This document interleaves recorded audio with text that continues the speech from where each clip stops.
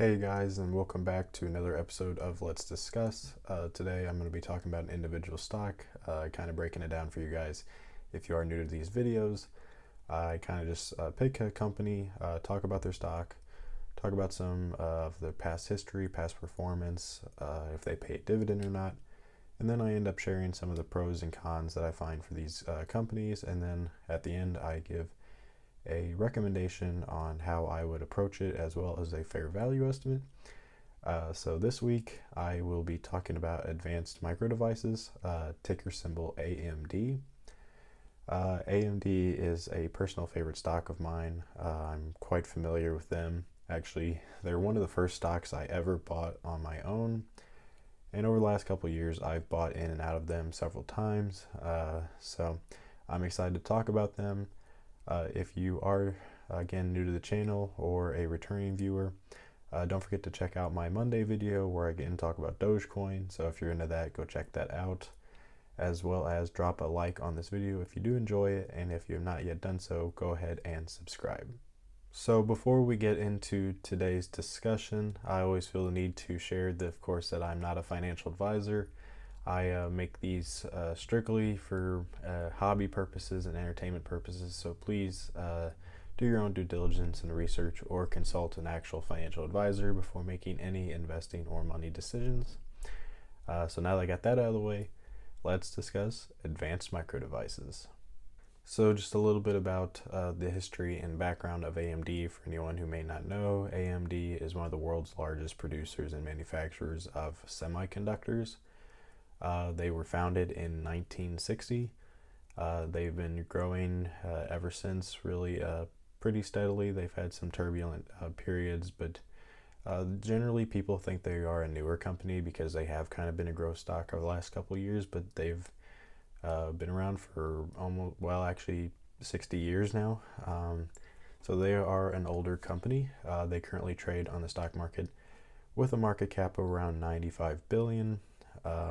Again, they have many competitors, namely Intel is their chief competition, but recently they have seen some competition from NVIDIA, which I'll talk about a little bit later.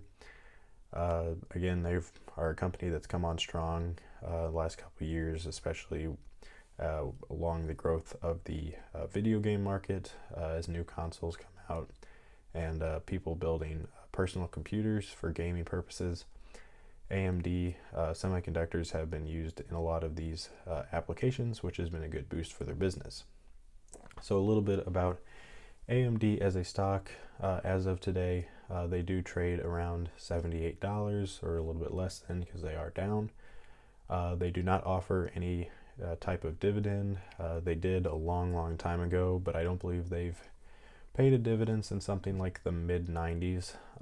So that could be something that they get back into in the future, since their competitor Intel does pay a dividend.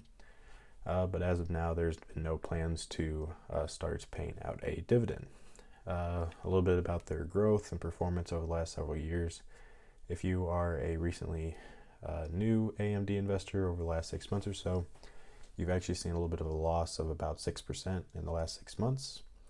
For last year, they are up quite a lot, up about 50%, which mainly is throughout the dip of the pandemic about this time last year.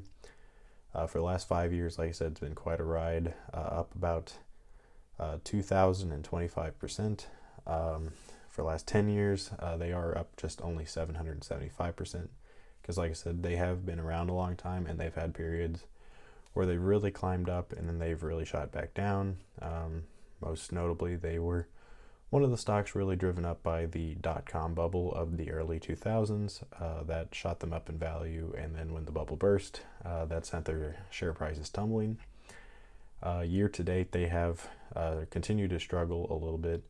They are down 15%, so that is something to kind of keep an eye on as we go into our pros and cons. So in this section of the videos where I kind of like to, like I said, share some of those pros and cons about each individual company that I discuss. Usually I like to find 2 pros and 2 cons. In this case, I'll start with the pros for AMD, and that is the continued growth of the esports and video game market. mean, it has absolutely ballooned here in the last 10 years or so. And now with the introduction of the next generation of gaming consoles, such as the Xbox and the PlayStation 5, I think this will only continue to be developed, as well as the continued, implementation and, widespread market for esports leagues. Stuff like all the sports leagues like NBA and NHL have now professional video game leagues, as well as other games like Fortnite and Call of Duty. This will only increase the exposure video games have to a wider market that doesn't just appeal to a younger crowd, although that is still primarily where the market is primarily centered, but the age group has expanded up until maybe people in their early to mid 30s. So that is, again, a huge positive for AMD, since that is their chief product making capabilities. And then the second thing is the acquisition of Xilinx, which is a fairly recent development. It is an all-share merger valued at around $35 billion. This will give AMD more room to run into the data center business that is primarily held by Intel. So this is largely seen as a move that will boost AMD's prospects moving forward to kind of compete better with Intel in the long run, since data centers are a thing that Intel largely dominates in by market share. So Xilinx has a lot of infrastructure in that sector, so partnering with AMD should be a profitable venture for both organizations. But of course, there are a few cons, as there are with every company. First one currently going on is the chip shortage. Being able to produce and manufacture chips has been a struggle over the last year or so for many semiconductor businesses, not just exclusive to the pandemic, but being able to get raw materials from different countries around the world has proved to be difficult. A lot of the precious metals needed for semiconductors actually come out of China, and China is obviously a fairly hard country to conduct business with, especially if you are a US-based business. So that has proved to be an obstacle and is something to keep a close eye on, because if they're not able to produce their products, then that will obviously hurt their bottom line. There is a chance that this could be resolving later this year as the pandemic, hopefully comes to an end and people are getting back to work. So maybe we can get back to a time where these trade deals can be reworked to allow these resources to flow better around the world.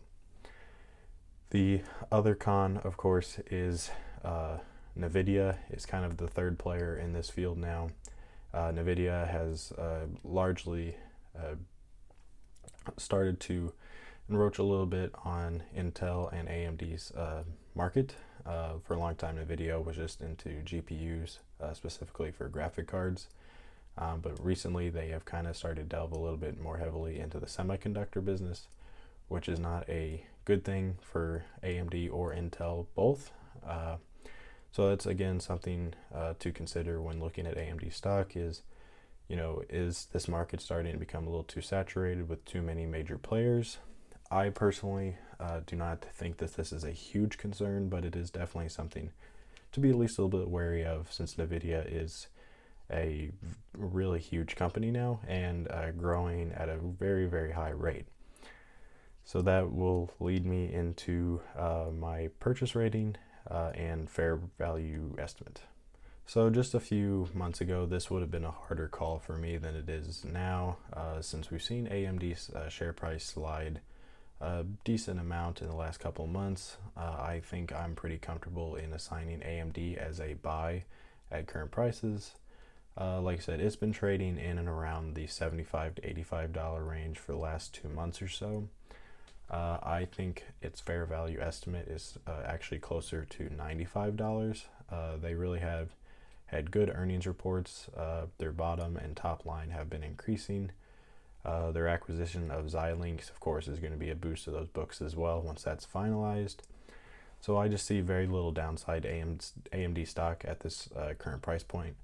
Of course, I think the potential problems that the chip shortage has caused has already been long priced in. So really, I think this is really the floor maybe $70 could be seen if things, worsen. But I really don't see it going much lower than that, if that even happens at all. But I see definitely $95 or more even as a strong possibility in the not so distant future. So again, I am definitely recommending a buy on AMD at $95 being fair value.